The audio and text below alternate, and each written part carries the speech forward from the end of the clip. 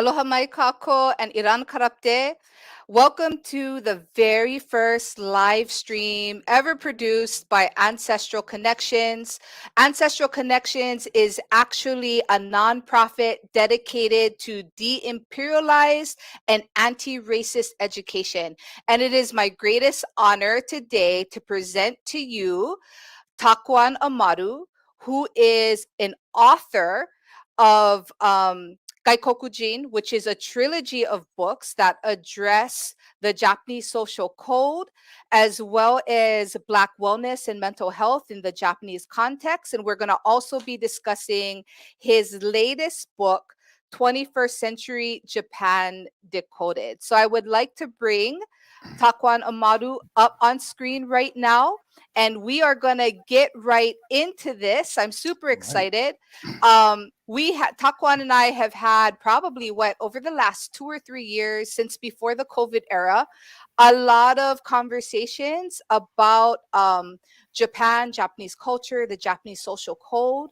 And because Ancestral Connections tries to look critically around anti-racist anything, and in particularly uh, uh, Japan, and Japanese people, whether it be Japanese nationals or the Japanese diaspora, from a de-imperialized context. I really wanted to make sure that our audience was introduced to Takwan Amaru, because a lot of what he has shared has been healing for me, in particular, as a woman who is mixed race, and with this heritage and connection to Japan. So Takwan, we're gonna jump right into it. I know our Okay. audience is excited to hear about you. Can you tell us a little bit about your background? Oh, okay. And first of all, thank you very much for having me. I'm very excited to be here and very pleased.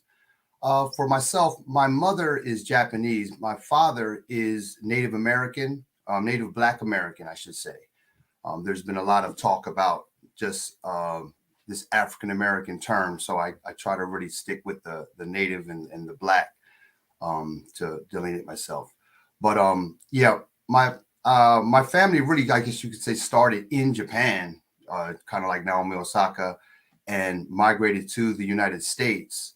So I have a lot of experience of just or memories of just when I first arrived to the States, coming from a different culture, and especially coming off the military base too.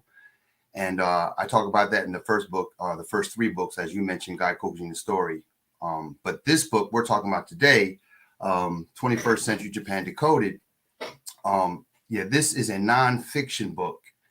And it's really going into the nuts and bolts of Japanese society, because I got a lot of emails throughout the years from people who live in Japan, I should say non-Japanese people who live in Japan, or people interested in coming.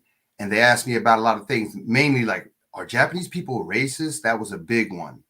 And but over the years, I finally just accumulated all of them and just decided to first I wrote a blog series, and then I took all of those and came up with 21st Century Japan Decoded. Thank you so much for being so transparent about your history and your experiences. And like I said, for myself, and just I think, as you and I have talked as friends kind of over the years, and you've seen my posts in social media, Mhm. um, the Japanese experience has been one that, growing up for me, being multiracial, has been painful for me. I mean, I've had family call me Konketsujin. I've had family call me Ainoko. And I remember one time I had posted on Facebook that I would never raise my children in Yeah. in Japan. But Takwan actually had responded. During that time, there was a lot of police shootings where African Americans were being murdered. And I had posted something, and you had actually commented to kind of educate me a little bit that that wasn't happening in Japan, and that Japan was a place that has historically been, at least to the level of that type of violence on African American bodies, has not escalated to that point. And that really got me thinking about that. And you've also introduced me to a lot of as a you've introduced me to a pathway to engage with my history and my culture in a way that is not Beautiful. painful for me. So I I would like for the audience to hear from you. Like, what draws you to the Japanese culture? What do you, this is your heritage as well, but what Right. do you love about this culture and this heritage of yours? Okay, well, thank you for the question. Well, I would say, especially for any black person coming to Japan, it's almost impossible to not just be enamored when you first arrive, just because you don't get harassed by police. You don't have people like the people looking at you are, just Japanese people, but just that frame of mind when you see police cars come by, which you don't see very often, you don't get this traumatic feeling. That along with, the stability and the infrastructure. I think there's a person called, I think, Mrs. Eats or something. She posted a video and she has a breakdown on when foreigners come to Japan, and she calls the first phase the honeymoon phase. Mm-hmm. And during that phase, yeah, like, wow, look at this sushi I never saw before, or this, and that's normal. So just the stability and safety from a physical standpoint. Yeah, Japan, for dark skinned people is, can't beat it. And I just wanted to put that out there because what we're doing today, we're not going to be Japan bashing. Right, And I know that that is a big concern with Japanese Americans, given the anti-Asian, the Asian hate climate of this country, right? We're not going to be Japan bashing, but we are going to be looking at Japan through a very critical lens and right, through a historical context, so we can talk about the sociology of Japan that has made it very painful for people like myself and others to really engage in this culture. So right. let's get down to it. Explain to us the historical context of the Yamato Code. What is it? Okay. Yeah. Could you bring up that? Yep.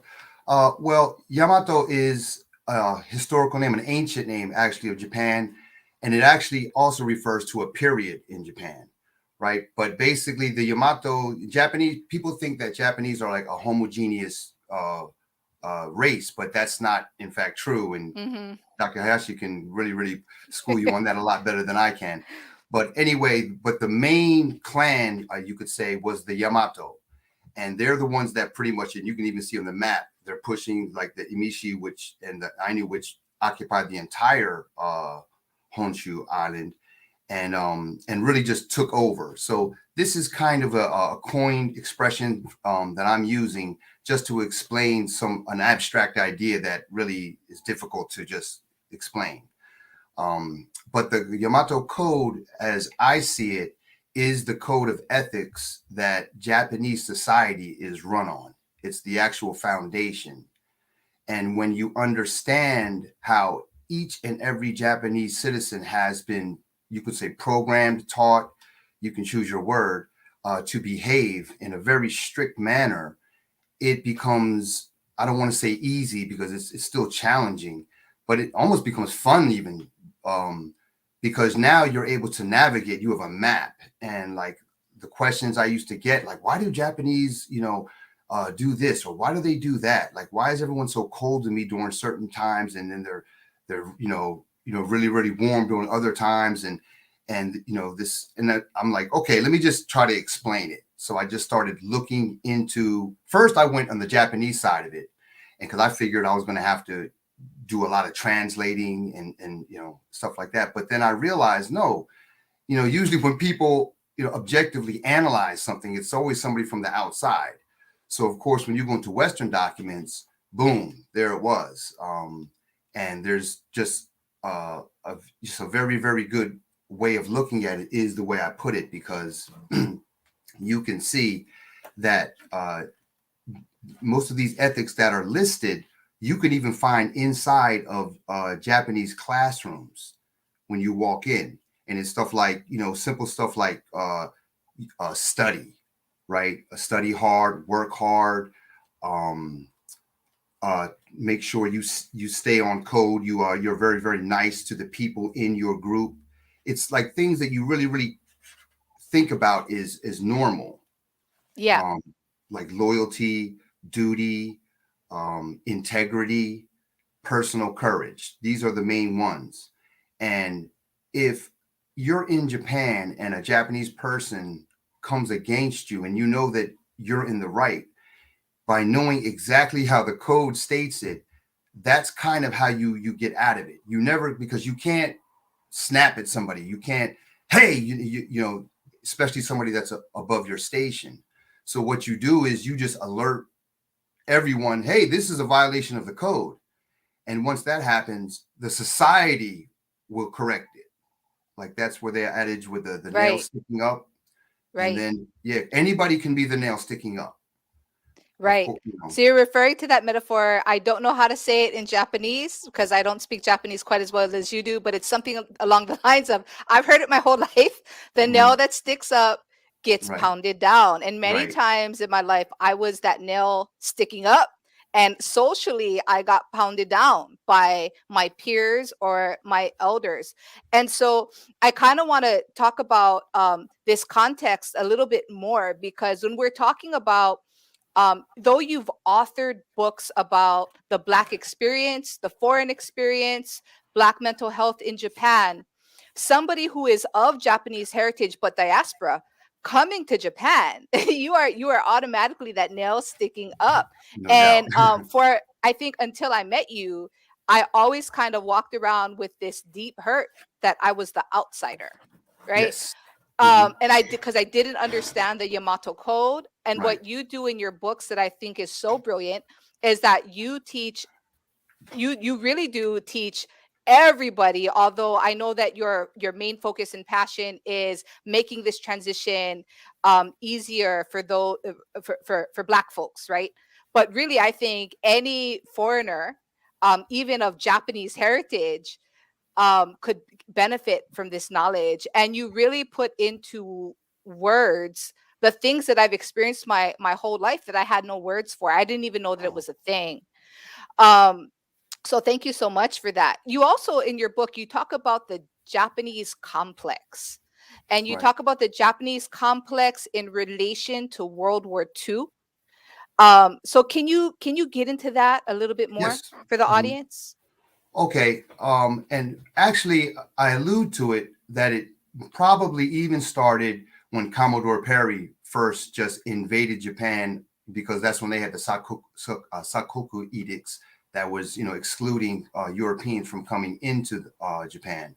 Oh, Um, but you know, the Meiji era is kind of even all that because that's when all the Western influence started pouring into Japan. But it really, really, yeah, it really, really comes out after the atrocious atomic bombings of Hiroshima and Nagasaki.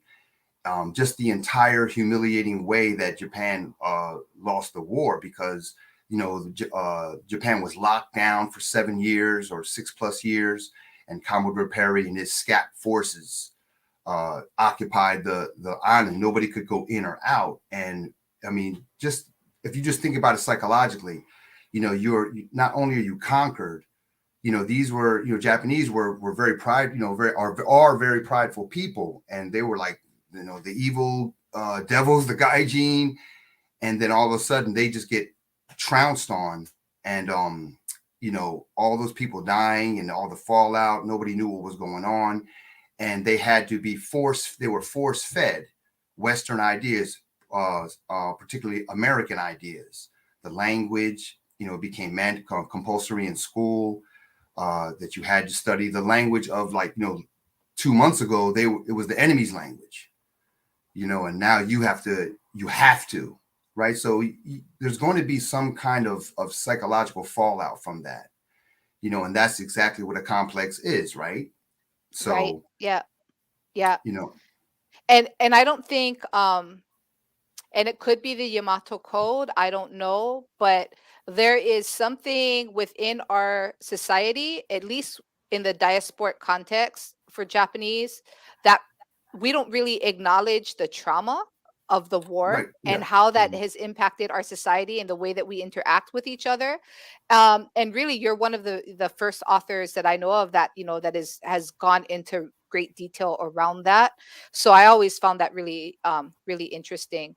You also say something in this book that my Japanese father told me to prepare me to deal with those that are Japanese nationals. And I never understood what he was telling me when he told me this. And I always thought it Okay. was like a put down thing. But there is actual some, there's, you explain in depth in your book that there's actual some cultural uh grounding in this, or at least societal grounding in this in Japan. So my father used to tell me, the world says that Japanese are the politest people that there are, but the Japanese people are two-faced, right? So can you, and you say that like almost exactly. Can you talk a little bit about that? Like, where does that come from? Okay, well, first of all, yeah, that two face thing. My mother used to say it, and I write this in the book, and it really confused me as a child because whenever we visited Japanese people's homes, yeah, she would really get on me and say, "Listen," because I used to eat a lot. I was always hungry as a boy growing up, as a lot of healthy boys are, and she would tell me, "Listen, if they offer you something to eat, you have to decline." And I'm like, but I'm hungry, I don't care if you're hungry. And she's like, she made me have to wait. I couldn't say yes until they asked me 3 times. And she would say that is the only way you know if they're sincere in their desire to want to feed you. But as a boy, you think people always giving you stuff, right? And but she never explained it. She never really explained it to me. It wasn't until I came here as an adult and really started decoding this. It's like tatemai, right? And the tatemai, a lot of people are, whether, I don't know if you're familiar with it, but it's just talking about the socially acceptable way of behavior, and Hmm. that's Hmm. very, very strong in Japan. And And this is crazy because I always thought this was just my family. So right, when I read your book, I was like, wow, because we don't think that as Japanese Americans right. that we have been influenced by this social code. Hmm. But reading it, it was almost like a blueprint to the way that my grandmother and grandfather thought. Like if you went to the picnic, in Japan they call it nigiri. In Hawaii we use more chugoku, so Okay. musubi. If you went Okay. to if you went to a picnic or whatever, and or a dinner at another family's house, and you were the first to go and grab something to eat, oh, shame. Like that was big shame. Like you weren't raised right. So Yeah. so yeah. So And it was, yeah. another one, when I was a teacher, there's one like the Kyoto sensei, the vice principal, always sits at the end of the room so he can survey everyone's desks who are this way. He's looking at them. He can see everyone. And when his desk is always going to be away from the door, right? Because that's another one of the samurai codes. Whoever is the most valuable person is always away from the door. Like you know that's another story. But anyway, at the end of the day, everybody is wanting to leave, and you'll see people cleaning up and doing all kinds of things, and they look busy. But as soon as he walks past, 5 minutes later, everyone's gone, and it's just a tatamai thing. You cannot leave before him, or it's numbered. You better not do it too many times. You have an emergency here or there. But I just like seeing these things. Like, wait a minute, what's going on? You know, yeah, tatamai is very strong in Japan. So is it fair to say then, when we're talking about we'll go back to that term you use, the Japanese social code, and you write extensively about this, and this whole metaphor about the nail that sticks up and gets pounded down, right? So when foreigners, and I'm going to include myself and others of Japanese heritage that were not raised in Right, Japan, we were raised in another culture. right. When we go to Japan or when we enter into Japanese spaces, um would you say then it's fair to say that that is when the social correction happens? Oh, if you come into Japan, not as a visitor, right? If you're a visitor, you get a totally different type of treatment. But once the Japanese understand, oh, you live here, right? Yeah, they start training you. What they perceive to be is training you, and it's subconscious in many ways. Another thing you have to remember, though, it's almost you can't really be too critical, or myself, I can't, knowing what I know, because in many ways they're trying to tell you. this is what you're going to need. These are the weapons you have to start perfecting and cultivating this in your personality right now if you're going to survive here, right? Especially if you are in their group, Right. right? Because really everything in Japan is group oriented. So you might see 100 Japanese outside somewhere, but usually if you start examining closer, you'll see it's just a bunch of smaller groups of 4 or 5 people, but they all can just coexist and play on the same place, because they all observe this code. Everybody knows, even if we don't speak to each other, we're communicating in a almost ethereal way, right? Right. Right. Yeah, and it's very strong. And the ability to do that or not do that is being Japanese, and how you're going to be treated. Any violation, anything you do that's kind of off code, and everybody's like, oh, he hasn't been trained, and that is moving away from being Japanese. Because as you know, like as you said, like you felt a sort of alienation, Mm-hmm. right? Yes. And that's definitely true. But Japanese people themselves feel alienated too, right? That's what the high suicide rate is about. Why? Yes. Because the EG man thing, right? Because why? That's the person who's not on code the most. Yes, yes. So Mhm. just fascinating to me. Your work has been very healing for me because Oh, all my beautiful. life I really felt like it was my racial mixture. I've been told by Japanese folks not really understanding what they're saying when they say that I'm not Japanese. And so my model being also being part Kanaka Maoli and from Hawaii was that no, this is my heritage, this is my genealogy, Right. right? And I think now there's a broader conversation about Japan diversity and Japan as a nationality. And now you're kind of bringing into the mix Japan as a Japanese as a society, and like you're saying, the Japanese complex, right? Yes. So Good. I think that I really wanted our audience to kind of hear some of this background because it helps you to engage, I think, in um with Japan with less friction. Okay. But I would also dare say that in the diasporic context, a lot of us have internalized this, the Yamato code and these things. And so that to an extent does happen where there's a high concentration of Japanese people, even in the diasporic context. Um, I'm going to ask you to talk a little bit about maybe the history. I've been called some things that aren't nice by Yeah. Japanese language speakers, and I'm going to ask you to maybe talk about um, the history of these words, what they mean, and maybe like you just offer, how to maybe think about it when these words are coming at you. So I've been called hafu, and your Japanese is much better than mine. But please feel free to correct me. No, no, it's fine. Um, I've Yeah. been called konketsujin. I've been called ainoko, and this always bogs like to me. Konketsujin and ainoko is almost like a, for me, I've internalized it like a war reference. Like my parents had no legitimate relationship with each other, and that very hurtful for me. And then gaijin, right? And that always kind of boggles my mind. I'm like, what you talking about? Look at my eyes, right? Look at my last name. Yeah, yeah. Um, so can you talk a little bit about, how those of us that these labels might be thrown at us, what we should be thinking about or what we could be thinking about? Okay. I think the situation you may face in Hawaii is a lot different than in Japan, Mm-hmm, regarding mm-hmm, those terms, because konketsujin or you said ainoko, mm-hmm, right?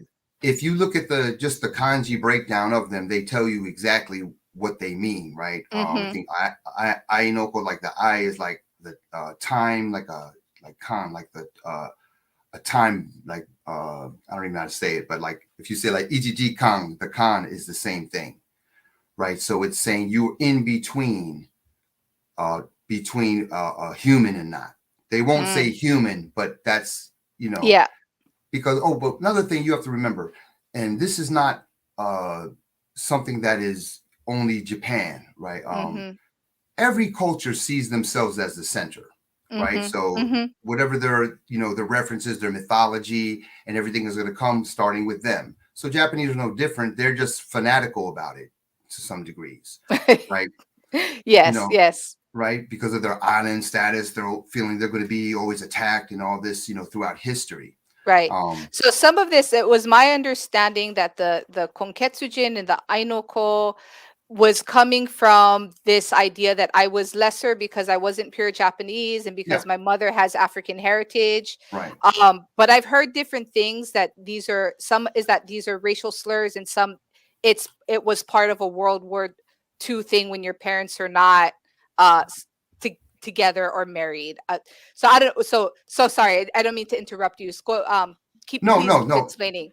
Okay, no, yeah, you're definitely on point. These are all pejoratives, and yeah, yeah, they were a way to designate because everything is designated in Japan. It's no different than the Burakumin, right, or even the Korean nationals who come over Mhm. here, right? Mhm. Zainichi, they have all kind of names for these people, and it's to say you're not the real thing here, Mhm. and they're all pejoratives. But the only one that really exists that you hear a lot anymore is gaijin of the ones you talked about. And there's another one, kurombo. That is the straight N word for dark skinned people, right? Mm. Yeah. So that used to go on really bad in Okinawa. But gaijin, right, is still very popular. People will slide it in. They'll even call you gaijin san sometimes, and like gaijin is like barbarian basically, right? But it's the one that kind of slipped through. And even in the book, I talk about the difference between gaijin and gaikokujin, right? That happens to be the name of my fictional novel, but it's a different word altogether. Here, I'm talking about the actual word gaikokujin, which is the official word for foreigner, you could say. But when you are here in Japan on the ground, you start to see there's certain people, especially the ones of Asian descent from China or Korea, who can blend in more visually. But the more you follow the code, you get more responsibility. You get a different type of respect that's not afforded to the gaijin off the boat who just wants to do everything in English and wants to do it my way and whatever they're doing. And Mhm. I'm not Mhm. saying I'm not trying to throw shade on that, but I'm just saying, but there needs to be some sort of designation so we can understand it to even talk Yes. about it, right? Yes. Yes. Hmm. Which I really appreciate. And I thought it was important to kind of go over just some of the context of like what those words mean, when it's used, why it's used. And I'm not going to say that it's all social code and roses, right? Japanese, like any other people in the world, they're capable of being prejudiced, they're capable of being Right, bigoted. Um, but at the same time, I just thought that it was important to like really kind of again just examine like those words and what now you might hear in Japan as being socially acceptable. So the gaijin and hakujin, is that correct? That's kind of thrown around right, more loosely. right, So, and which is again for me always blew my mind because I was thinking like, oh, what are you talking about? Genetics, my last name, right? And so in the book you use a word uchisoto. hmm, And so it's this idea of like insider, outsider, and to most of, I would say, the US, probably they would probably be perceived with a Japanese last name that I would be an insider in Japan, but I'm definitely not. And hmm. even in diasporic spaces for Japanese Americans, I'm definitely not insider. Can you talk a little? What is Uchi Soto, and is it better to be an insider or outsider? Okay, well, thank you very much. Great question. And again, this is one of the foundational principles in the code, right, of just the society.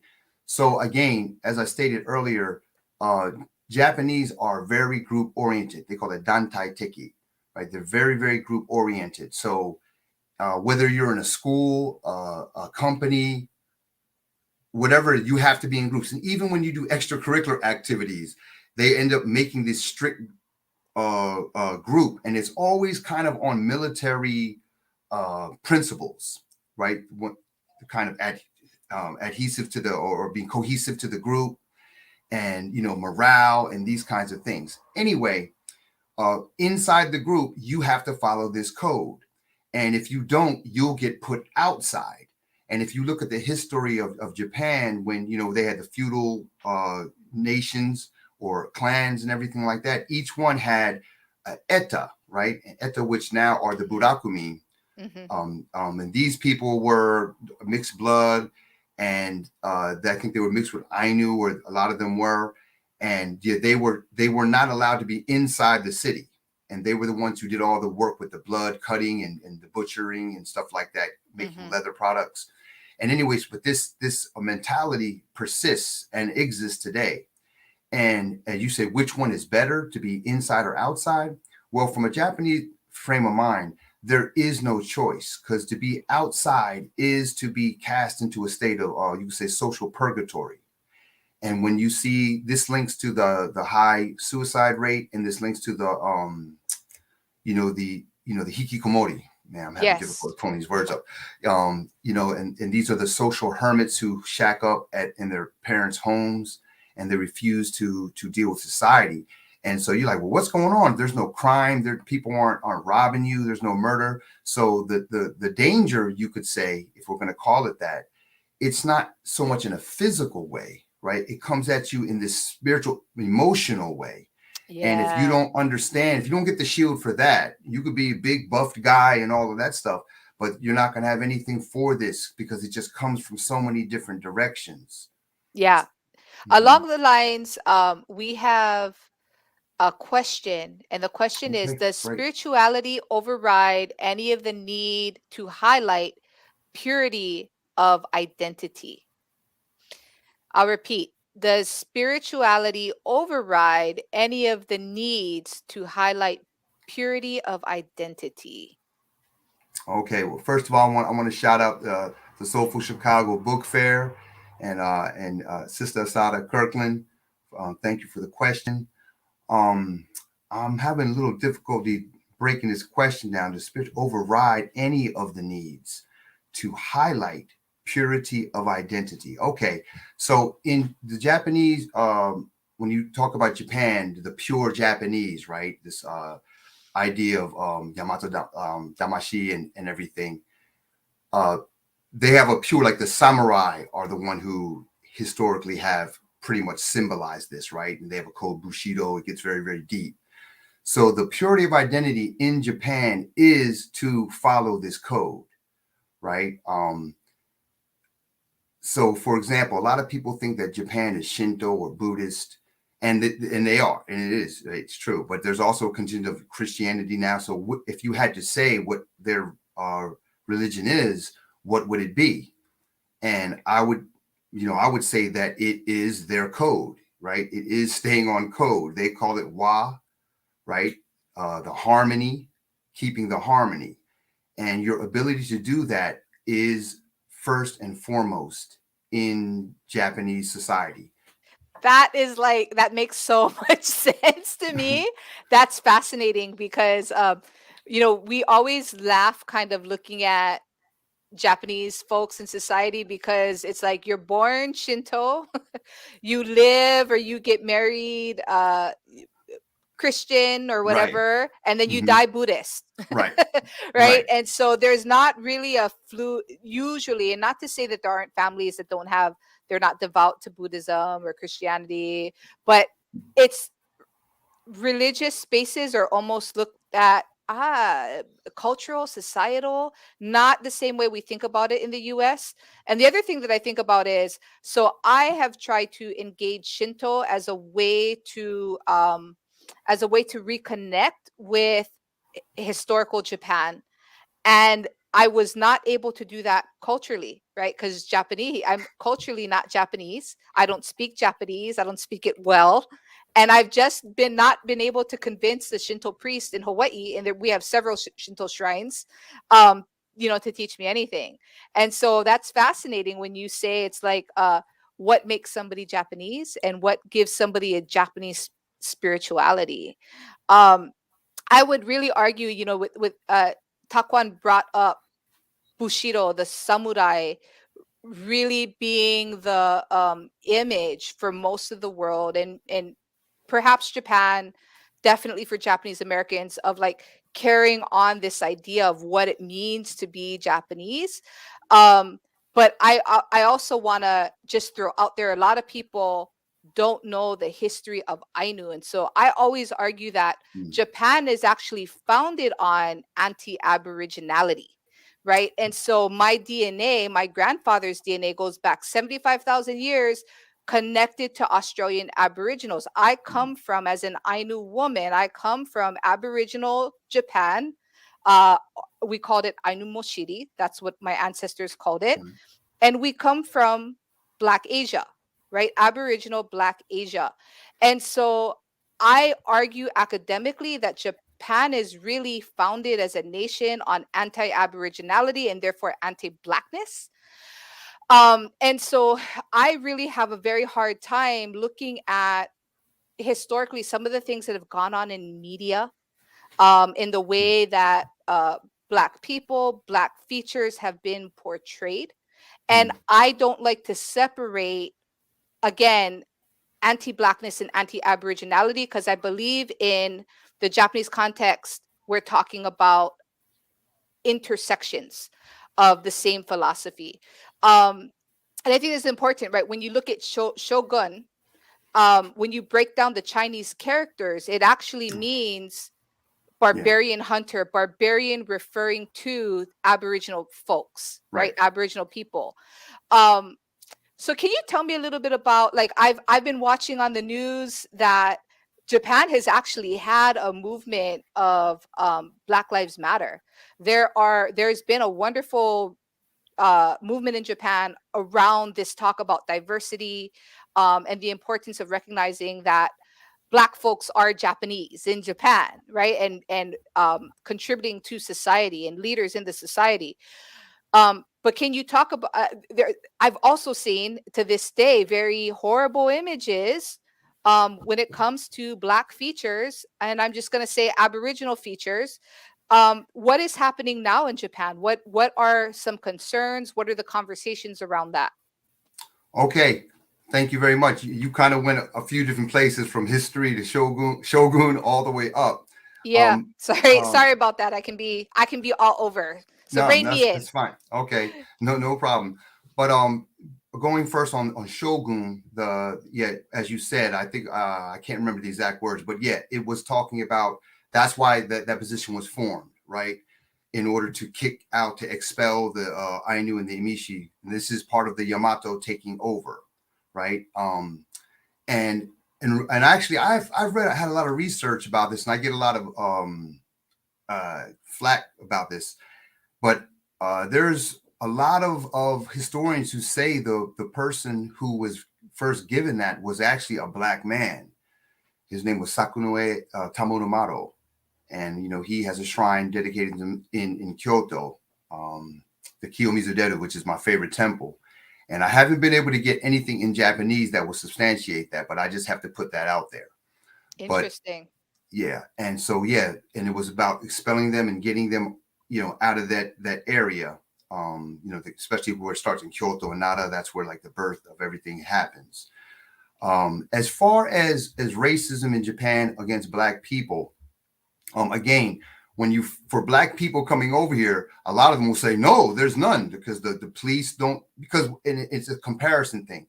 They've been traumatized in the United States or in the continent of Africa or the Caribbean islands they come from, right? So comparably, there is no comparison, in a lot of ways. I think in Tokyo, I did an interview with a DJ. He talks about how much he gets stopped by police and harassed for, they'll say that they want to check his visa, but he's getting singled out because he's a dark skinned brother. And but it escalates all the way to we need to check you and pat you down and all this kind of stuff. So we did a interview about that. So it's back and forth. The thing we always have to remember is we live in this system of racism, white supremacy. So to think that you're going to go anywhere and escape that in the long run is not realistic. And I kind of thought that when I first came out. I'm embarrassed to say that now, and went through that. And no, it just has a different form, right? It has a different form. So yeah, it exists just like, the Japanese, they don't want to get real dark. The work girls want to stay out of the sun. What is the higasa, like the parasol that they walk around. Asian women in general are famous for that. So yeah, they definitely, uh, have the same. It's the same thing all over the world. But Yeah. as far again, but comparably, um, when you talk to Black people, most of them are going to say no, it doesn't exist. Because also, if I can piggyback back to the Japanese complex, following all of that trauma that followed how America or the West came in after World War II, that's the reason that the complex happened. But the way that it manifests itself in society is what's really interesting, because the fact that they've actually set aside certain people, for example, to speak English, like just the same way the emperor set aside certain comfort women, right? Because they know what they did in other countries, and they're like, oh, these Americans, these guys ain't barbarian, we don't want them to get to the real Japanese, so we need to have a buffer, right? And they did that with people too. I mean, excuse me, with people to speak English, to be Western, like to engage with them. And so this is the thing. So you meet a lot of these people, and then they won't want to speak any Japanese with you. But I don't want to digress from that. But I wanted to say a lot of Black people, because they're coming from these Western places, and for the most part, they have college degrees, right? So they become a recipient of the Japanese complex, where they get kind of congenial treatment, because the more you come off as the children of the conquerors, the more there's just an innate, traumatized reaction to, oh, let me just calm down and Right. be, congenial. Right. One of the reasons why I really wanted to expose our audience to your brilliance and the way that you've broken things down and how you teach Thank you. about this, there are several implications to me that really matter to me as somebody that's trying to be a decolonial, de-imperialized educator. Mhm. Um, one obviously is that we cannot we cannot profess as Asian Americans, as Japanese Americans, um, as Japanese people to be allies to Black folks if we're not recognizing and talking honestly about the Yamato Code, the Japanese social code. That has to be acknowledged. Um, Also, though, on the flip side, I'm not going to make any excuses for colorism. I'm not going to make any excuses for prejudice and bigotry and hate. We're going to put that on the side. But the perception with the model that we know about of racism and classism in America, the perception is if uh, Mr. Amaru and I walked into a workspace, right? The perception is that he would be perceived as less Japanese than I from an Mhm. American model of oppression. And the reality is, I think within an hour, they would clearly see probably less than that, maybe 10 minutes. I Mhm. would then be I would be the outsider, right? Right.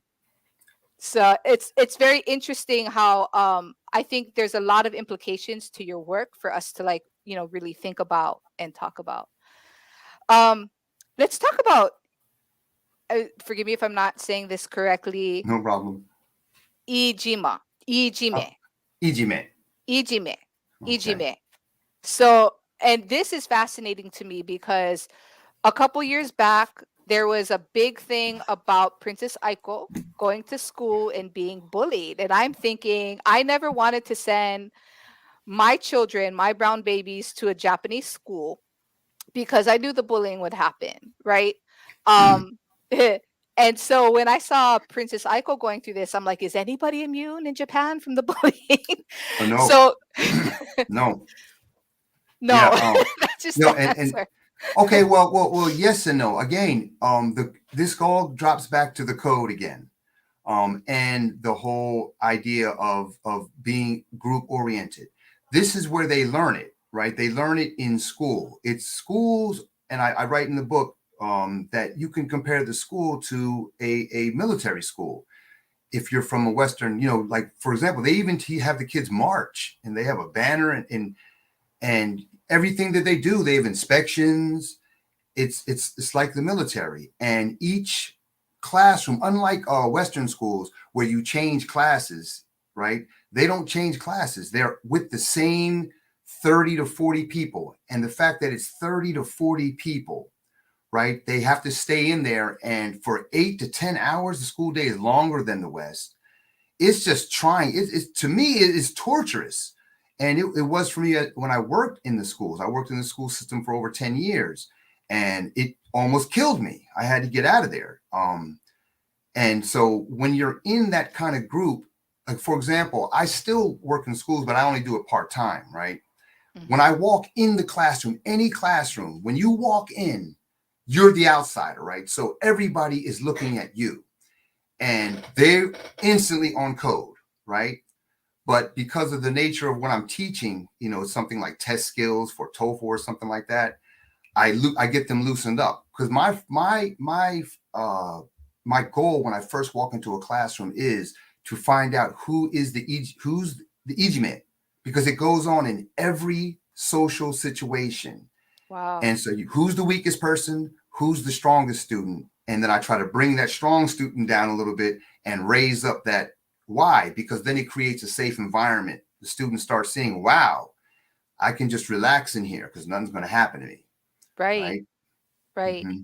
And so is that with educational spaces right now in Japan, is that kind of conversation happening about safety, or is it just pretty much accepted that the Both. ejime is going to happen? Both. Both. Yeah. The PR is, yeah, oh well, it was a problem, and but if you look at every article about it, especially when it's a student in school and the mother is, the bereaved mother is speaking, it's almost like you could just, what they're going to exactly what they're going to say. Why? Because of the code. They have to do what's expected of them, or then they'll be ousted.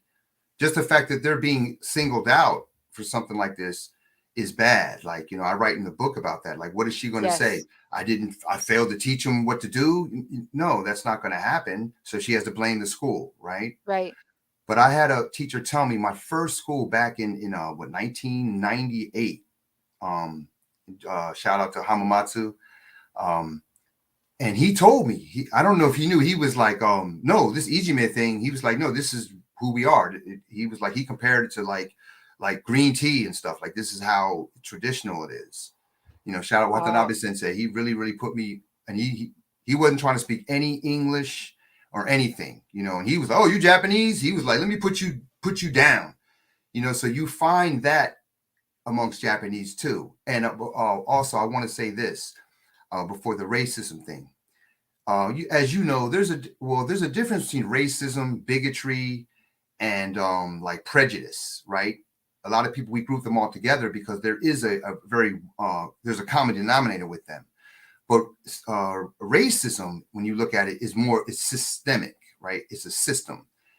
So really, a lot of times, I try to tell some of my white friends or associates, like a lot of times, no, you're a white supremacist by association just because of the benefits you receive for something you didn't do, right? You're Hmm. not turning them down. You know what I'm saying? And I'm not saying you should, but I don't want to get too much on that. But as far as when you talk about prejudice, any person can be prejudiced, right? But the system, the code in Japan right now is not having that. So if you, as a black person in Japan, if you feel like someone's being racist towards you, you need to use the code and make that known. Because if Oh, people wow. around, make that known to the other people in the group. But you have to do it in a way you can't you can't do it like that, And I have a break in the book when it happened to me a couple of times. And I actually did another interview. For example, I worked at a school in Kyoto, and they had a bunkasai, was a cultural festival, and all the art students drew pictures, a big mural, and they put it up in front of the school. It's huge. And on one of the pictures was a blackface, image. And I was like, I walked into school that day and saw that thing. I was like, wait, that's not what I saw. And I actually walked in and was like, no, I'm just tired. And backed up Like I didn't even want to turn around. I was like, let me just act like this is the way I'm coming in. And looked up and seen this blackface image, A long story short, I told them, I was like, well, yeah, I can't work here, if you're gonna, this is what's going on, And at the time, I had no plan. I was like, oh man, but this is what I got to do. And they ended up taking it down. It costed them a great cost and everything. But the way I did it was, I went on and found information in Japanese that denounced blackface and showing images, and I printed copies and gave it to everybody in school. And because when I first tried to tell my supervisor, he was blowing me off, like, yeah, like, toughen up, like, and I was like, all right. And I said, I was like, okay, I'm just trying to tell you why I'm not going to be here tomorrow. And then that got his attention, and then I went home and did that and got it out. And once everyone in the school, now they all have a say in it. And that right now is not the code. Now, we know back before, like World War World War II and everything, when they were, doing the imperial thing, that was when it was on code. That was the code. So a lot of these, the behavior, the words, Ainoko and all that stuff still persists from that. And I'm not saying that there are not individuals who do that, who are down with that. But even them, if inside the group, because they're not going to try to go against this group. You're not going to change people intrinsically. You know what I'm saying? But all I'm caring about but your behavior when I'm around, you know what I'm saying? That's all you can really hope. So you can have enough space to stand on your square and do what you came to do and express who you are, right? So in a sense, would you then recommend um you're almost using that system of shame and saving face to your advantage? Is that what I'm hearing? Yeah, that's exactly what you're hearing, because the whole thing is this system is thousands of years old. No one's going to change it. You're not going to change it. You know what I'm saying? So it's like knowing the rules of the game, right? So Right. you coming in, you have a blueprint. Okay, this is what's happening. Okay, I see it now, right? And then okay, now what do I do, right? And the whole thing, and again, I see a lot of foreigners who come in here, and they start thinking they got to do the shuck jive thing, and they're being extra. I'm not saying smiling is not great, because actually that's part of the code too, just being congenial. But it doesn't mean you got to be, doing a shuck and jive dance. You know what I mean? That doesn't and that's another thing in Japan. Like just straight up, I'm going to say it.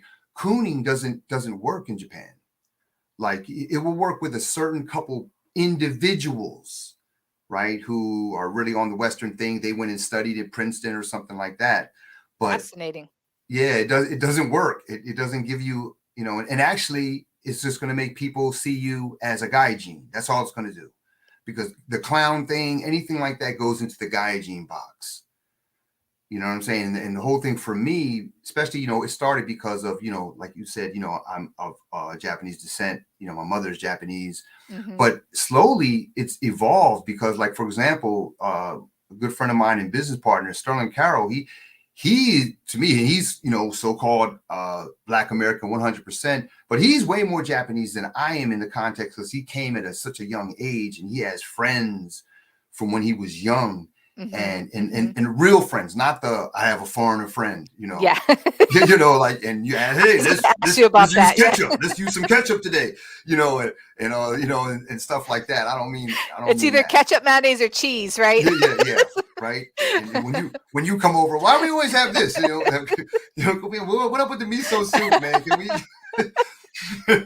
Because that becomes repetitive, and Right. that is all part of, and people don't realize, when you first come, that doesn't bother you, right? If you're in that first, especially 3-year period, yeah, because you're the center of attention, and you're like, it's kind of like rock star status, right? But you'll notice that you go to a different situation, and everybody won't even talk to you, right? Because it's not gaijin time. It's like time to play pin the tail on the on the gaijin. Then we're gonna come over. Hey, you know what I'm saying? And but you're not being taken seriously as a human being. Yes. Right? Yes. You're a caricature, like an anime or something, right? Oh, thank you so much for acknowledging that. There is a huge wave of Hawaiians trying to work with Japanese to do hula dancing, right? Yes, yes. And this Big. Hula dancing is big in Japan. it's big and it's hurtful to a section of the Hawaiian community because these dances are religious, they're spiritual, they're cultural. Um, my experience has been, right, if Japanese nationals know that I'm Hawaiian, they will treat me a lot nicer. But then I kind of become like this thing, like you're saying, like you're almost dehumanized, but they're nice to you. They take care of you. They may throw money at you, but it's not. I know that it's not genuine. Where those that are kind of further away from the culture, they're like, "Oh God, this is the nicest, nicest people in the whole entire world." Um, Part of I've had problems with really accepting that kind of thing because I've seen like you see with Chicana culture, Latin culture, you have subpopulations in Japan that really have absorbed it. And I think from the Western model, Yes, the yes. US model, it looks like cultural appropriation. You have that with hip hop and African American culture, where there are subpopulations in Japan that really go ahead and they absorb that and they're tanning and they're perming their hair and all this kind of stuff. And to an extent, that's happening a lot with hula and Hawaiian culture. And I think a big concern of mine is when we start having the in Hawaiian we say kumu hula, that is basically a sensei, and they call it hula sensei in Japan. Where is the line and where is the protection when it comes to doing something because you admire it and then erasing, feeling like you can do it as good or better than the originators, right? And then you end up erasing the cultural value to the actual people. Um, do you have any comments on that? Oh Because yeah, yeah. that happens probably with a lot of different ethnicities in Japan. Where is that coming from? Okay, well, yeah. I think it's two main things. Well, first of all, we live in a very downtrodden era. Like if we just look at humanity, just how everything is just really, really down. It's become mediocre and cookie cutter. So that is just the age we live in. You look at it from the Kabbalah side of it, whatever, however you want to look at it.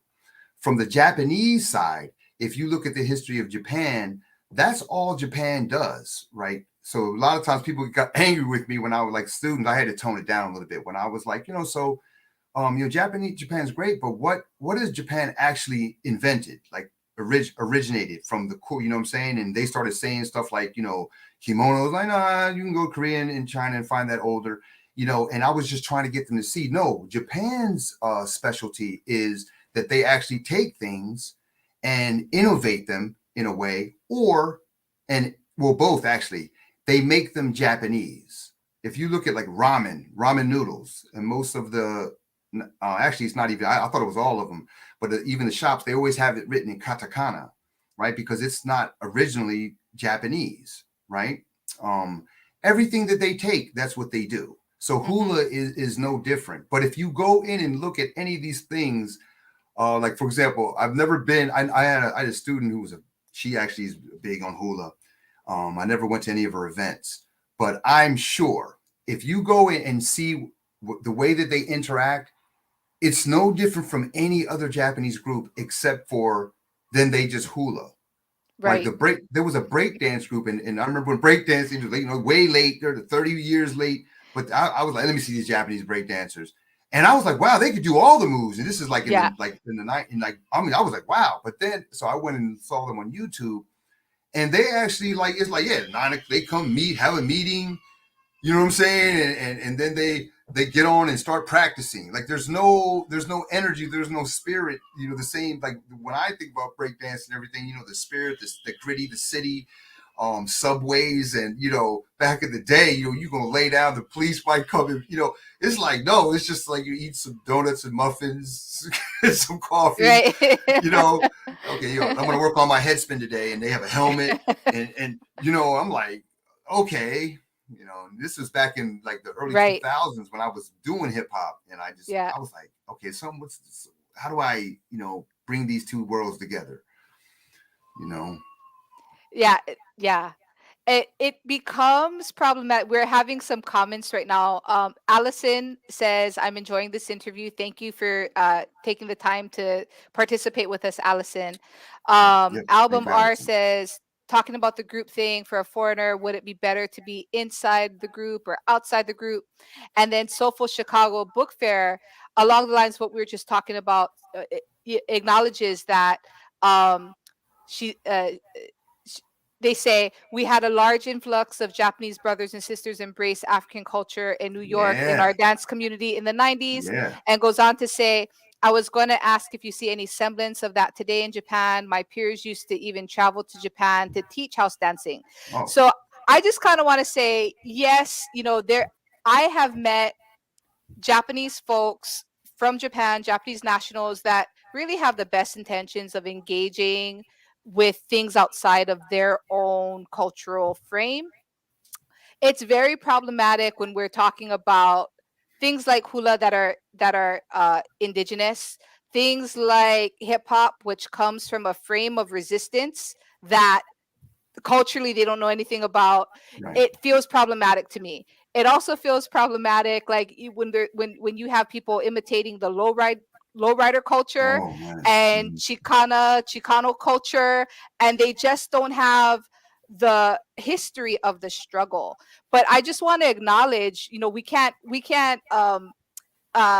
you know make a solution for that today, Takwan and I. But I just want to Yeah. acknowledge that's a big contention even going on between Japanese national and Japanese American communities, because Japanese American communities are now saying, like, let's talk about cultural appropriation. Let's talk about white folks putting chopsticks in their hair and not acknowledging the history of incarceration camps and things like that. And whereas Japanese folks are saying, go ahead, wear the kimono. Go ahead, eat with chopsticks, right? And Japanese Americans are saying, but my grandparents were incarcerated for doing this. So if you're going to do this, do it with some respect. And so there's a big gap I just want to Wow. acknowledge that. There's a big Yeah. gap in the way both communities see this, even though our DNA is the same. Right. Right. So, and it can get even further, it can get even more complex when we're talking about Japanese folks going into things that are then African American or doing house dancing or anything like that. Like I just want to acknowledge that up front. And yeah, just to say, to go on what you said, again, remember the group orientation of Japanese, which that they learn in school, even inside the school, the the universe exists in that homeroom only. So people in the next classroom are insignificant to them. Like that's the thing you have to understand. So when you think Wow. about a culture that's outside of the country, like they're not trying to be rude or really big you up. They like you don't really exist. You're Right. just something that we draw get ideas from to bring into our universe, right? Right. Yeah, so you can look at it a number of different ways, but if you ask a Japanese person who's in Japan, an everyday Japanese person, they would have such difficulty trying to answer you because they'd have to even just wrap their mind around what you're talking about because they're like, no, you don't understand. I'm traumatized in my group. Japanese are famous for working overtime, right? If you're in the group, especially like a big company or something, they take up all of your time plus. You know what I'm saying? Like these Fascinating. pictures, they're Yes. sleeping in the subway, especially if you're young, when they're really, really trying to break you in. And yeah, they're not thinking about anything outside of what they have to think about because they already have too much to think about. And So this is by design. it's by design. It's Right. systemic, and that's just that. Thank you. And ancestral connections. What we're found. Really, we're founded wanting to produce anti-racist, decolonial, de-imperial curriculum and education in these activities that can help those of Japanese heritage, Hmm. be more reflective and be able to engage with these concepts. And even I, right, as an educator, don't realize just the vast difference in the cultural frames and societal frames that we're dealing with Right. to even have these conversations. So Takwan, I have to thank you because it's very enlightening for me. Um, we're gonna be wrapping up the conversation soon, so if you Mhm. have a question for Takwan, please go ahead and put it in the box. Um, Soulful Chicago Book Fair just said, I see that for sure. The lack of connection to the actual culture of our dance. I used to get videotaped even. Yeah, yeah. And so that's, I think, my concern for hula is this idea that if you purchase it, like if you purchase a hula lesson, you own hula, you own an indigenous practice, which in many Yeah. ways this is a heritage.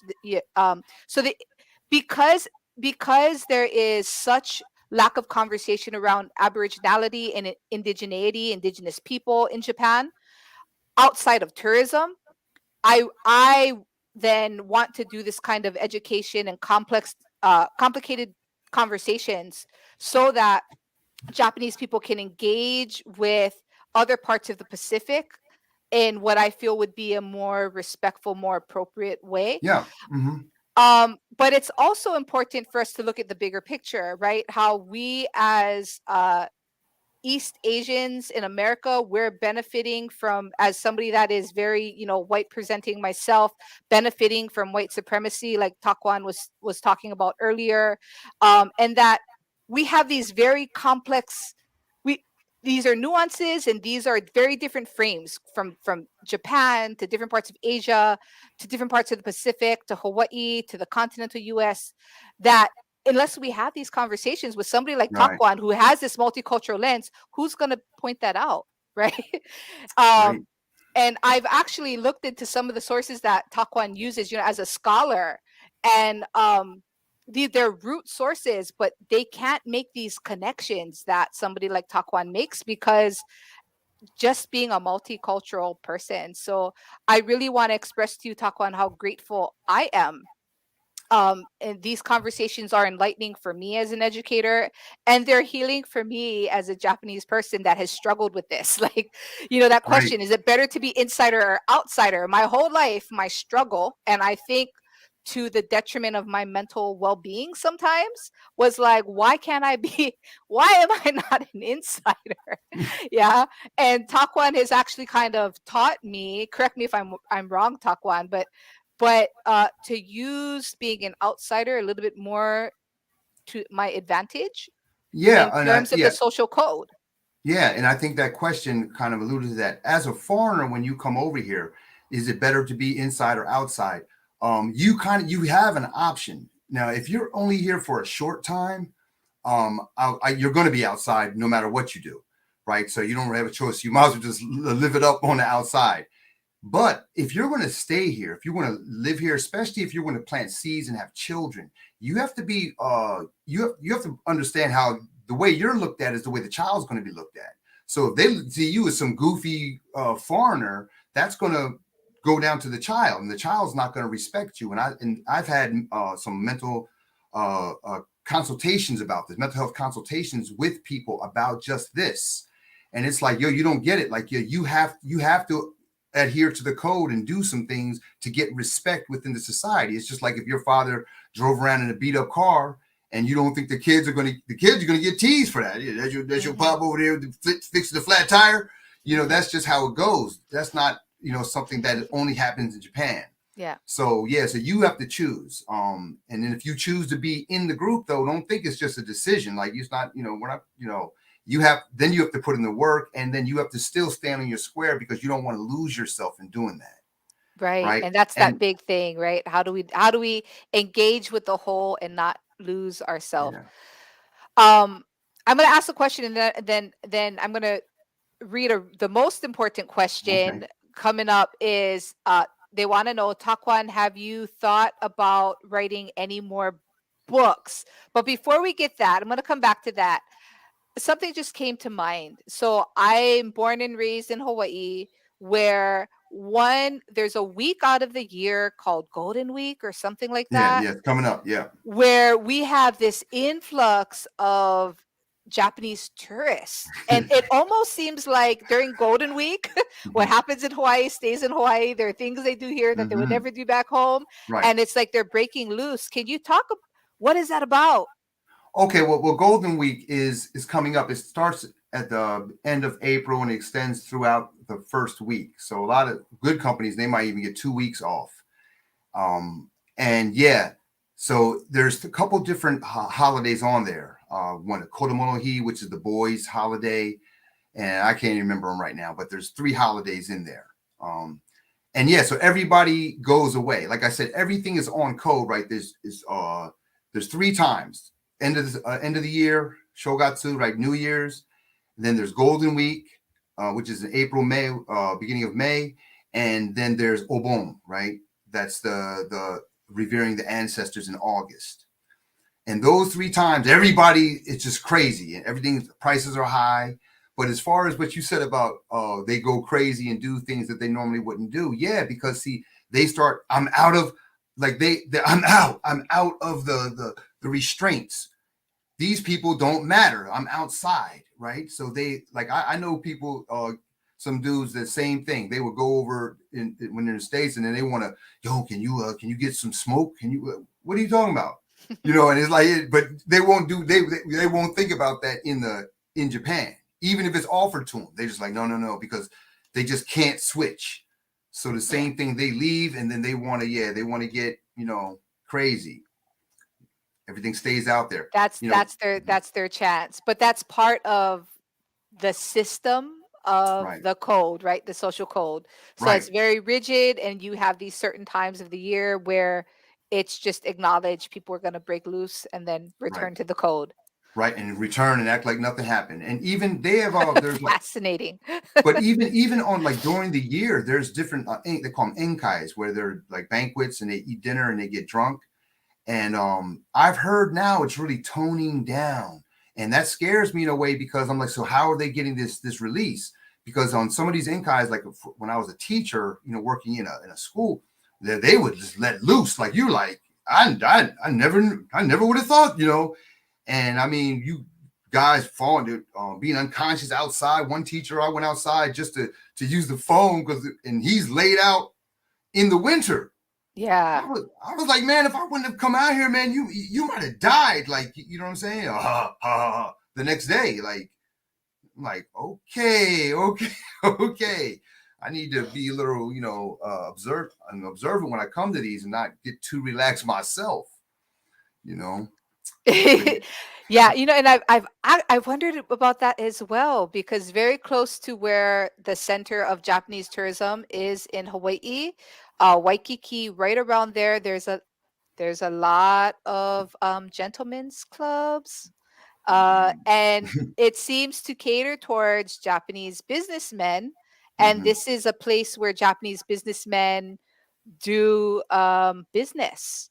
right. So it seems to almost be very socially acceptable to do business meetings while drinking, not necessarily on the job, but there's an extension Oh where no, that no, that yeah. happens. Oh, that's like like And I then guess apparently women. So yeah, that's like in the West, playing golf. It's kind of it's kind of like that. Like that could be the deal breaker. If you're gonna go drinking with them, you got to go. You definitely got to go drinking. Alcohol is a must. And then yeah, just going and looking at girls and going to these usually it's hostess clubs, yes. right, where the Hmm. women pour you drinks and stuff like that. They're not really big on the like in America, the whole dancing and the poles and all that stuff. That doesn't, again, that's not the Japanese aesthetic. You know what I'm saying? So yeah, they want the woman to pour drinks and have conversation and this kind of thing. But So yeah. what happens if you're off code? So if you just you're off code as a kid in school or as an adult, like what is to be expected? Oh, okay. If you're off code, everybody in the group takes it upon themselves to put you on code, to hammer that nail down. And it's very subtle. Like that's what I'm trying to say. Like it's because everybody, they expect everybody to chip in. So you can't really lash out at any one person. And if you do, then you're really off code, like because you're not reserved now, like being Hmm. non-reserved. So that's the whole thing. They just keep on prodding you and prodding you. Like I had a kid when I even taught in Yochien or like preschools in kindergartens, and there was this one boy named Kentaro, and he wouldn't do anything. He would just be running around the whole time I was there, and the little nuns, the Japanese nuns, would be chasing him, Kentaro-kun, Kentaro-kun, everywhere.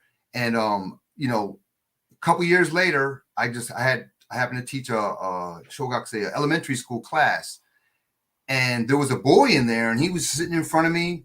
And when the whole class, and when it ended, he was real quiet. He just was still sitting there, and he was like, "You don't remember me, do you?" And I'm like, "No." I'm looking at Kentaro, and I'm like, "Kentaro, you're Kentaro-kun?" Like this boy was so energetic and running around and wouldn't listen to anybody. He wouldn't stay in the class. I had to administer some tough love. That's why he remembered me. And I was looking at him like, wow. And all I could think about, what did they do to you? To just 3 years later, and you are a completely different person. And Mm. nobody hit you. I'm pretty sure nobody hit Mm-hmm. you. They have the other, it's like the difference between the Asian water torture, where the water's, and putting you in a wet, beating you is, which one is more torturous? That's arguable, Yeah. you know. But yeah, they break that spirit down. It's like Yeah. the military when you go into basic training. They break that, everybody. Yeah, I'm cool. You like this, Right. and yeah. Right. Is there are you aware of a particular age? I remember one time somebody telling me it was around 6. Like children are allowed to run around and be free up until a particular age, and bomb, it stops. Are you aware of that? I don't think it's a particular age. It's a particular, like, I'm gonna say that word, Ida, a period. It's a So like I period. said, so for Kentaro, he was a little bit later, but he wasn't late in the grand scheme of things, Right, right? They're right, like, they're right. just, they adjust for, yeah, some kids get it right away. You know what I'm saying? I mean, I've been to kindergartens where the students are all sitting, yes, the proper way with their feet seiza, with their feet tucked under, and they're sitting there for like 40 minutes at like 5. Not you know easy. yeah, but I know this teacher, I Yeah. know this lady, she used to hit the kids. She would hit them, Mm, you know so and I'm sure the parents knew this, because she wasn't shy about it. What I'm saying, I saw her, she mashed a couple kids right in front of me. and wow. um but like I said, like I said, that was the one class I never had to discipline anybody, Mm-hmm. because Mm-hmm. lo and behold, don't let me tell her, yeah, this guy had something. You know what I'm saying? He knows. You know what I'm saying? I'm not advocating for that. I'm just saying, I'm just the different scenarios that I saw, Yes. I've experienced. Yes, totally. Well, my goodness, Mr. Amaru has a wealth of experience, and the question coming up is, Takwan, have you thought about writing any more books? Of course, that's what I do. And thank you for that question. There are people who, you know, who who are very intelligent and are very, have the gift of gab, and they write a book or a couple books. But then there's a difference between that and what I'm aspiring to be, as to be an actual writer, right? So I'm hoping that my work is going to continue to, improve and expand. So yes, right now I'm actually caught up in finishing a textbook. I'm making a conversation text, people who want to learn conversation, but about kind of abstract ideas. And of course, I'm always going to put the Afro-Asiatic thing in there. So some of the stories that I put in there are based on, showing some of the things that are going on in the world and society. But as soon as I finish that, I'm going to start my next book. What that's going to be, I am not at all. I have no idea right now, but I'm very excited because this is the first time I feel like totally free to write whatever I want. Because the first two books, Guy Kokujin, which is a story I knew had to be written, and really, I wrote about things that happened when I was in the army. When I Mm-hmm. was in the army, like, it was like a series of miracles, just to say, because I went in with, I was from the street. I thought I was tough, all that thing. And oh man, and Were I you in should the have. army, the U.S. Army or the Japanese The Army? U.S. Army, the U.S. Army, right? And just like I said, without ruining anything, but I went in with this street thinking I'm tough mentality. I should have been kicked out. Like, one guy I know, I still talk to him. He said, "Yeah, when I first saw you, he said, oh, this guy's going to be gone in a week." And because I just had it all wrong. And and but not only did I not get kicked out, not only did I not get arrested or anything like that, I became like, even in basic training, I became like the number one soldier. And it wasn't because I was so good. That's the whole thing. At the time, if you let me tell it at 8, yeah, man, I'm near, but when I had to go back and read it, you realize it's a series of things that just happened that fell into place. But I really believe it happened because of my level of sincerity and whatever the grand scheme is with the spirit. Like I was like almost used for certain things to occur, and these series of miracles occurred. Now, when I wrote that, my editor, he was like, "Yeah, I get it." He said, "But you can't start from the army. You have to tell them how you grew up." And that, like you said, that was embarrassing for me. I didn't want to do that, and I fought him on that. And he was like, "No one's gonna understand it, man." And he finally got me to do it, and that was one of the most. That was very painful. So I actually wrote 2, 3, then 1, right? So yeah, I didn't. It was very, very painful to write that. But Japan Decoded, 21st Century Japan Decoded, that's nonfiction based on emails that I got from people. So this had to kind of be written. So these are kind of like, I guess you would say, like, this really tells you about me, you know, Yes. um, as a And person. somebody Mhm. here is actually asking to talk soon because they have a matter that they would like a consult about. So I hope you read the book, because the book is very, very good, breaks down all of these different scenarios Mhm. about I'm learning this ijime. Yeah, I'm also Ijime. gonna get Mhm. I'm gonna get your book about conversation as well.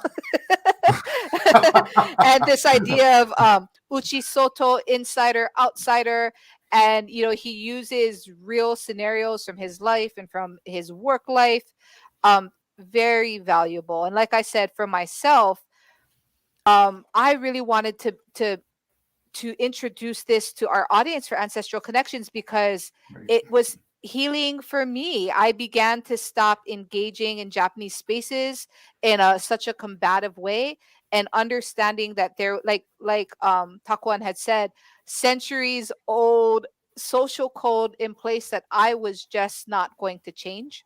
right, But what I could do, I could change my perception of what was going on, and I right, could be more fluid around that. And I dare say, and Mr. Amaru has given us some nuggets today about, if we are dealing with egregious things such as racism or other things going on, we can use the social code to our advantage. right. And And for me, again, that's, yeah. right. I'm saying So no, go ahead. without doing that, without compromising who you are as a person. That's the main thing. And again, there's going to have to be some sort of compromise, but it can't be with who you are, because at the end of the day, that's all you have, right? Yeah. So you might have to adjust some things, and you might find out some things about you that need adjustment in that, because it's really about bringing down your pride. Because one of the biggest things, and when any Japanese person is coming at you, normally they're going to be suffering from being too prideful. And believe you me, if that's the case, the other Japanese know this about this person, right? But they haven't stepped over the line enough where, what I'm saying? So in many cases, you might be the straw that breaks the camel's back.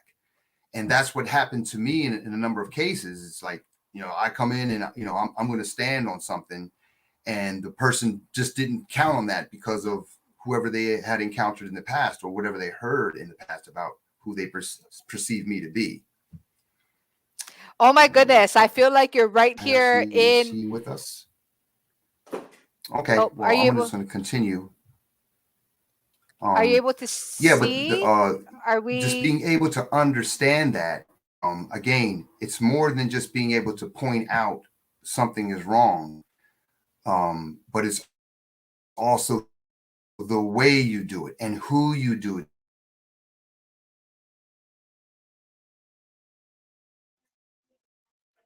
Oh, I think I've been experiencing some lag. Can you folks see and hear me? If we could just put a yes or no in the chat. Okay. So our production side is saying that uh you folks can see and hear me. I'm hoping Takwan will be able to log back on really quickly.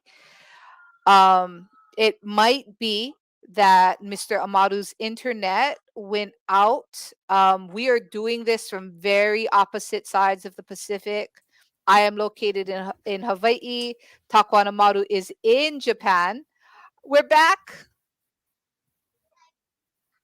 So sorry, Takwan, can you hear? Yep, back. I don't know what happened. Okay. Sorry, your internet cut out. So did you want to wrap up that thought? Okay, I'm not sure where it cut off at. Yeah, I kind of maybe lost my thought, my pattern there. Do you remember where I was? Yeah, we were talking about, like, how we use the social code to Mhm. our advantage. Oh,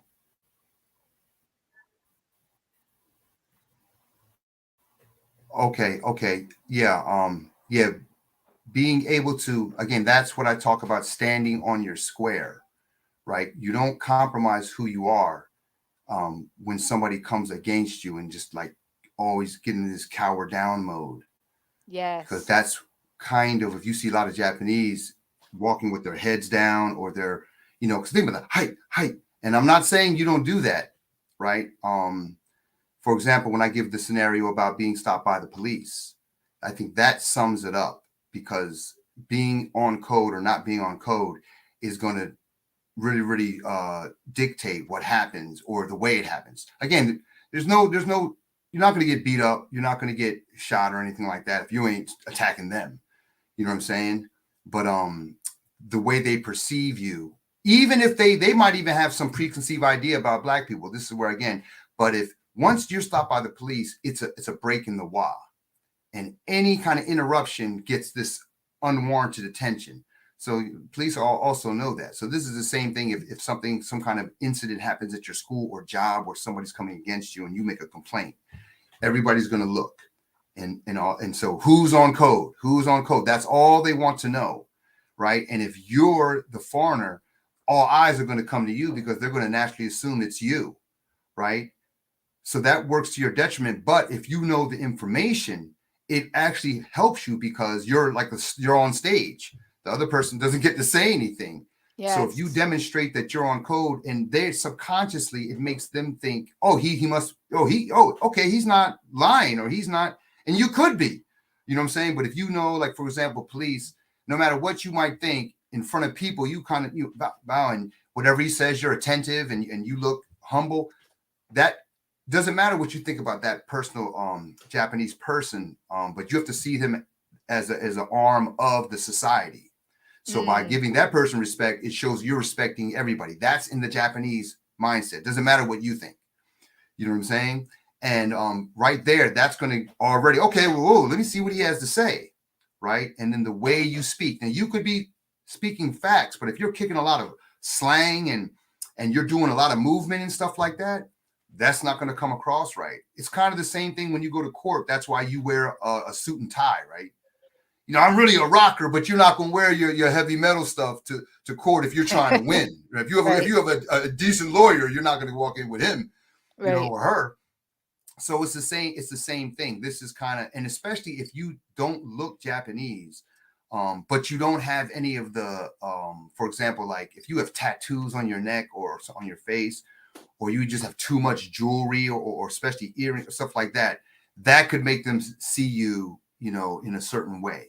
But if you don't have, Yes. yeah, you don't have all of that stuff, or even just too much of it, they'll give you a Hmm. leeway. Now, if you're like, looking, not trying to pretend you're Japanese, that's not what it is.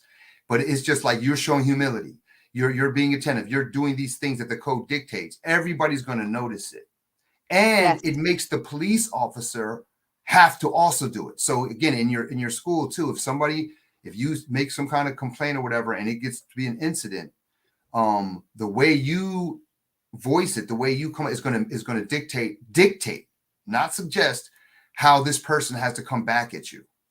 Because especially once it becomes something that's in front of the group, now it's like court. You're in court now, and you have to address the court. there's no limit to how tedious this can become, but this thing, when something comes, you have to be ready to be tedious, and you can't ever look like, oh, if you do that, you're done. You know what I'm Yes. saying? Yeah. You know? And you bring up the tattoo thing, and so for me, as Aboriginal Ainu woman, that is something that I would like to do, because historically we've had face tattoos. Historically we've had Hmm. hand tattoos. This is all a Hmm. part of the Germanic culture that Japan had as a nation has risen from, and that's something that for myself I would like to go back to. But because I've had the privilege of getting to know Taquan, and Taquan advising me kind of throughout the years, I know tactfully how I will then engage with Japanese society about that. And I don't lie Hmm. to myself about how that's going to be perceived by Right. Japanese society. We have a comment here that actually says when you cut out, his vibration was too strong for the connection, which I agree. It's like, speak that wisdom. Um, and I think that it's important for many different people, but especially anybody that's planning to work in Japanese society, and I would dare say even a place like Hawaii where there's a lot of Japanese people. Hmm. But even as you were talking, our production crew in the background is probably laughing as well, because you sound as if you know about Japanese American politics. Because what tends to happen is with Japanese American cultural organizations and things like that, there's always, when there's a fallout, one person will step forward, and sometimes that's me. And then I get people coming to me to the side saying, "Oh, I'm so glad you did this." And so it was almost like the group thing. They could see Yeah. that that person was not correct, but Hmm. nobody wanted to be the nail stepping forward to saying it, because they didn't want to deal with the pounding down, Right. right? And so nobody would stand up, say in my case, publicly while I was Hmm. getting that pounded down, but in the back end they were giving me support. And Right. eventually things changed in a quiet way. And Hmm. so yeah, and so your book and everything that you talk about helps me to understand this as a system. Not that there's anything wrong with me, right? For Right. for years growing up, I Hmm. thought that there was something wrong with me because I was not pure, right? And that was something that I had internalized. So you changed that narrative for me. I'm sure you're doing that for a lot of other people as well. Is Hopefully. Where can folks get in contact with you if they want you to speak, or they want to ask you questions? What are your social media handles? Oh, yeah, I'm easy to reach. As you can see on the screen right now, that's my website, taquanamaru.com. I'm also on Facebook, Instagram, and yeah, I think that's the best place you can to get me, or even taquanamaru at Gmail, taquanamaru at gmail.com. All right. Thank you so much for joining us today, Taquan. Is there any last words that you want to share with the audience? Only one thing I remember you said earlier about when you talked about the hula and the education. I think it's very, very important, and I say this in the book, for especially Black people, when you come over here, I try to engage people and say things to them that they normally wouldn't hear, right? I don't try to, I'm not talking about capping or, exaggerating stuff like that. But I mean, I know because I've been here for a while, I know where their boundary, where it stops, and just say something that they're not going to be familiar with, because you might be the only Black person that they really get to engage to in their entire life, especially if they're young and they haven't entered into society. That's what they call it, going out into society, right? And that's when they really get the lockdown. So yeah, and that it could really, really change someone's thinking because they're still in the formative stages, so to speak. So yeah, I think that's the key. I can break dancing and the culture. Just when I told them even about like how it used to be illegal, and how we would get arrested. You know what I'm saying, for doing that, because we are fighting. You're fighting. We're fighting with cardboard. Like, what are you talking about? Like, and so yeah, when they start learning and they start putting the dots together, again, it's in this situation. It leads to respect and understanding culture. But that's not what my hope for it. It's really just to get the wheels turning, because if they do it in this, they can do it in their own lives. Because again, I'm all about mental health. And if you think, again, the mental health situation here is very, very, stormy. A lot of great things about Japan. And but the book, of course, it's a critical book. So I'm talking about, some of the things that don't get highlighted normally in detail. And thank you so much. And I just want to say there is no better person to be building these bridges and making these connections and talking about these important pieces. And I'm hearing you talk about two very important things. One is the mental health of Japanese folks, and how if foreigners come in with understanding the code, how they could possibly even make a difference. And helping to broaden the lens and the perspective of Japanese people in a more healthier and robust way. And the flip side of that is also for um, the melanated blessed folks in Japan, Hmm. those that are not pure Japanese, how we can come into Japanese spaces or even diasporic Japanese spaces and not compromise or not feel like we're compromising who it is that we are. Right. Don't have to. And go ahead and understand the system of the social code and use that to our advantage and be okay, as know that we are walking away whole as people. There it is, as whole, working as whole, not hafu, not half, Right. right? And yeah, right. Yep. And I want to thank you very much, Dr. Hayashi, and everybody at the Ancestral Connections for having me here. This has been a great talk. Yeah, please, folks, get at me. Support the book, 21st Century Japan Decoded. Get it on Amazon. And also, we got some comments from the Soulful Chicago Book Fair. I actually have a booth set up there. So if you're into the virtual thing, it's a virtual world, and there's a lot. I'm going to present on April 9th, I think, over there. But there's a lot of really, really good presenters that are going down. So yeah, if you want Oh, to get on terrific. that.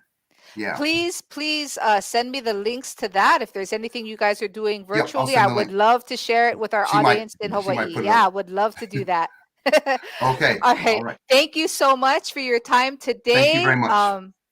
And I'm looking forward to your next book. And if you have not bought his books already, go out and do that. It will completely change your perspective. So Thank you very mahalo much. nui. Thank you so much. ありがとうございました。Okay.